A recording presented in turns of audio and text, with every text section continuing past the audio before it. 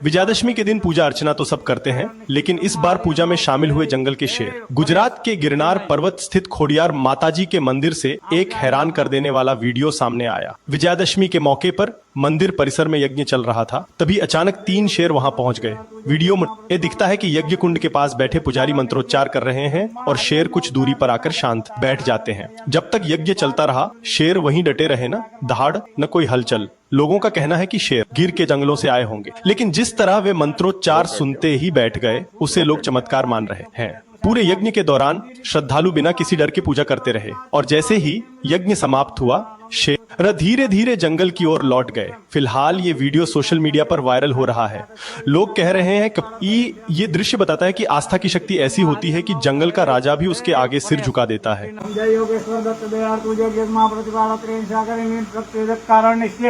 Brahma Harihar no अवतार शरणागत no तारणहार अंतर्यामी सत्य सुख बार सतगुरु दिवस मुख जोड़ी अन्नपूर्णा कर्माय शांति कमल का सुहाय जय चतुर्थ दुर्दानंद बाबू तुम्ही द्वारा विश्वने बाढ़ जान रोकेट जो प्राण सूर्य रोकेट केरो साध रीतियो पूर्वे तू साक्षात विधि रिद्धि सिद्धि अपारंते मुक्ति मावृदात तिदो आजे के मिलम तुझ विनुज्ञ नालम विश्व शर्मा दिक्तारियम जम्य श्राद्ध माले की ब्रह्म जम दैत्य दित्रास्य देव किति महर्ते त्यातस्य विस्तारी